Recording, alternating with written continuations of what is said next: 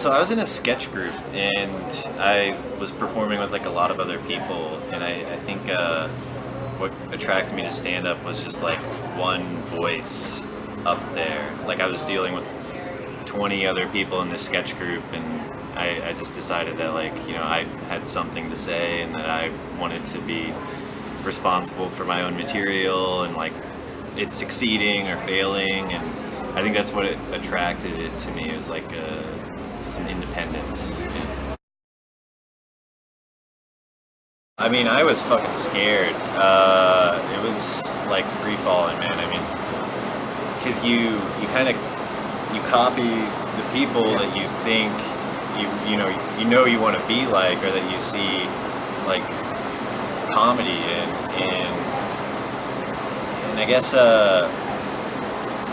when I was first starting, I kind of felt like I was in a box. Like it's very purist, like stool, mic stand, mic, you, and like you are the only one everyone's looking at. And I think for me it was like it really started to make me look in a mirror and like reflect inward and be like, what do I think is funny?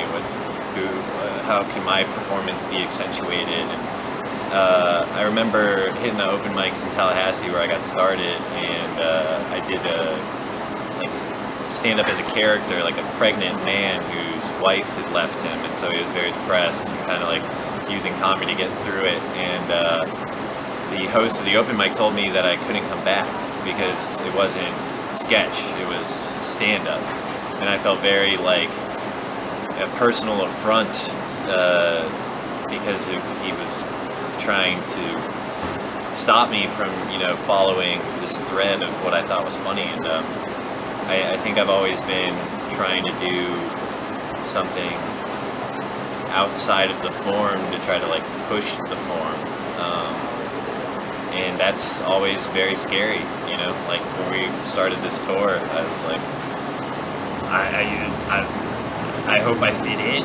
I hope, and I think all it comes down to, I think the thorough line through all of our answers is just like chasing the laugh. Like you get the laugh, and you're there, and sometimes I feel like I black out and have to like look back on it, and it's very like astral planing kind of situation. But yeah, I was scared as fuck the first time I did it.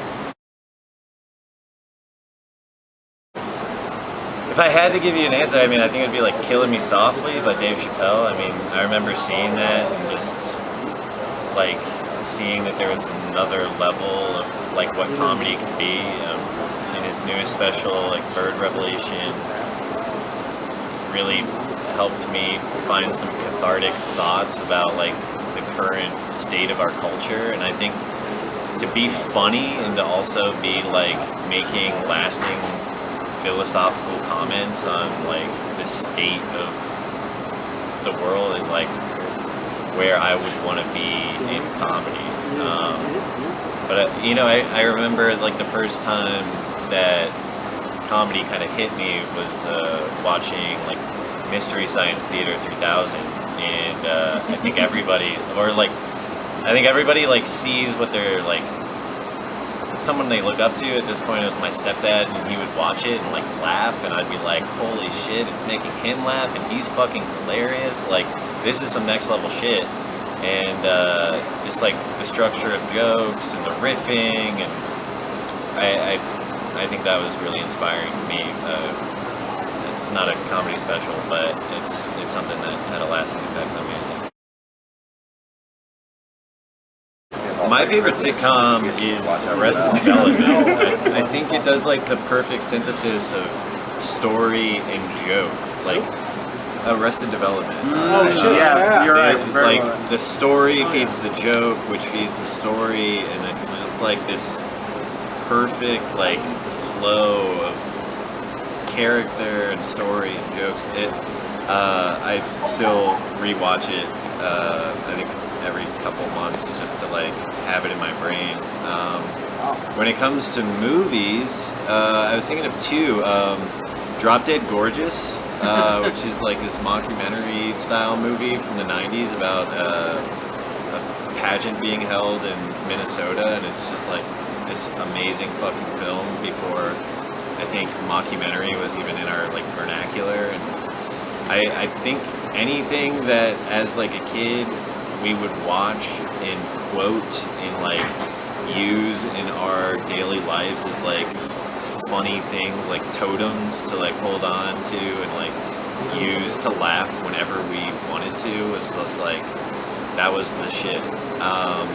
And then I also thought about like Monty Python and the Holy Grail. Oh yeah. Like when you, it was like the most nonsensical shit, but it made you laugh. Like I think of like when they're in the Knights of the Round Table, we fight the very fine table, and it like cuts down to this guy like dangling and he like taps like 4 times.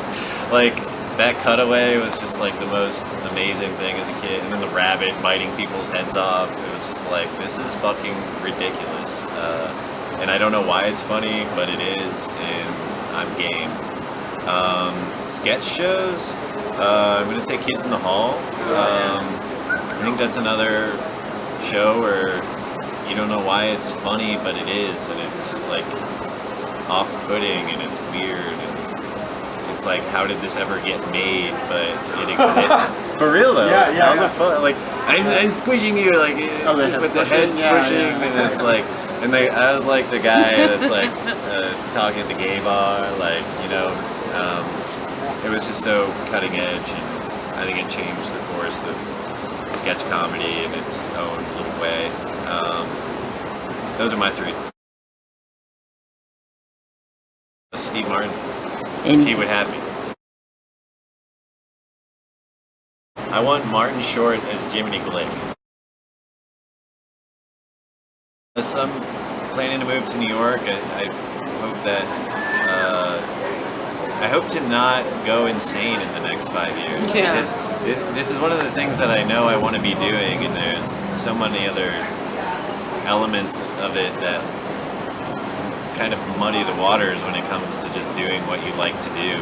And so I'm hoping to find the clarity of just knowing that this is it, and in 5 years I'll be doing it still. I don't have social media, but you can check out my stuff, CameronDavisIV.com. That's Cameron Davis the Fourth .com. I'm always posting the stuff that I'm doing on there and keeping it up to date. So if you ever want to see my stuff, you can go there. My name is Cameron Davis, and check me out on acutiepie.com. See you there.